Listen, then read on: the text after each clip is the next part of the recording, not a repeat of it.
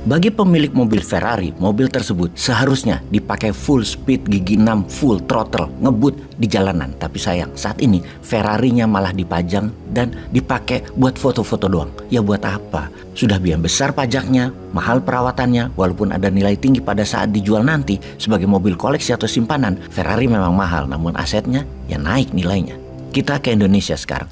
Indonesia itu negara bagaikan Ferrari, tapi saat ini oleh pejabatnya dibuat hanya untuk flexing-flexing, pamer-pamer, yang manfaatnya bukan untuk rakyat tetapi untuk isi kantongnya dan nama besar pejabatnya. Tapi ada satu lagi yang mungkin kita luput meleset melihatnya. Sebenarnya pejabat itu tidak tahu kalau Indonesia itu Ferrari. Bagi mereka Indonesia itu hanya mobil rakitan yang harus didandani agar kelihatan keren. Kalau diandaikan dunia melihat Indonesia itu Luna Maya, pejabat melihatnya buaya. Iya, kayak lagu Cangcuter deh. Intinya kita harus sadar mulai sekarang bahwa Indonesia itu adalah racing car terbaik di dunia. Tinggal ke depan kita pilih pilotnya harus yang canggih. Timnya harus jago strategi, jago mekanik yang terbaik.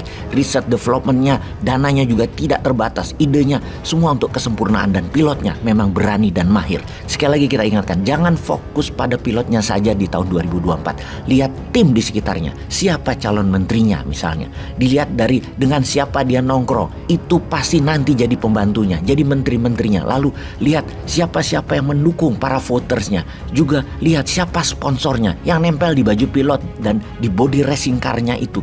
Yang mendukung itu semua adalah para mekanik, R&D, manajemen racing dan sponsor Indonesia nantinya.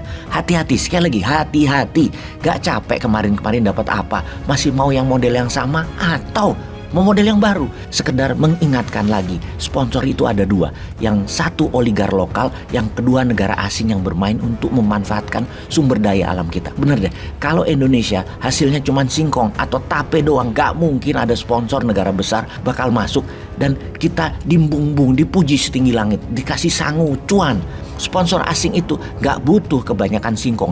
Mereka butuh nikel, butuh minyak bumi Indonesia, butuh batu bara dan sumber alam lainnya. Itu sponsor asing. Pasti masuk di belakang calon pilot tahun 2024. Asing yang masuk itu karena ada kebutuhan dasar di dalam negeri mereka masing-masing. Untuk itu yang terbaik adalah main sama pilot-pilot negara yang bersumber daya, yang mana hasilnya diperlukan buat negara asing tadi. Saat ini negara yang paling agresif adalah Tiongkok dan Amerika. Dulu hanya Amerika, sekarang tambah satu lagi. Untuk itu kita harus pelajari mereka. Cuman mengingatkan informasi ini, yang mana Newmind tidak pernah tertarik membuat mereka, Amerika dan Tiongkok itu jadi sponsor. Karena Newmind pede, mereka jadi mitra dagang aja, bayar aja. Lebih dari itu, gak minat. Apalagi dapat sponsor buat jadi pilot 2024, enggak dah. Sejak skandal Evergrande properti senilai 300 billion dolar, skandal keuangan penipuan bank bernilai 100 billion dolar. Oke sahabat, sebentar ya, biar paham 400 billion dolar itu berapa? 400 billion dolar itu 2 kali APBN Indonesia tuh, yang sekitar 2.500 dolar rupiah per tahunnya. Wis kebayang yo, kita lanjut cerita dalam negerinya Tiongkok. Masalah banyak kota di Tiongkok di lockdown karena COVID, sehingga serangan udara panas heat wave yang mempengaruhi 30% hasil tanaman pertanian Tiongkok membuat Tiongkok punya masalah besar di dalam negerinya. Di sisi Amerika juga masalahnya saat ini sangat besar di dalam negerinya. Homeless di Amerika di tingkat terparah, narkoba, preman di jalanan, penjarahan, penembakan warga sipil, hingga dunia oligarki di Amerika saling bunuh, inflasi tinggi, uang beredar terbatas. Itu masalah besar di Amerika. Kita rincikan ke Tiongkok dulu ya. Di Tiongkok, GDP nasionalnya kontribusi bisnis properti adalah senilai 29%-nya.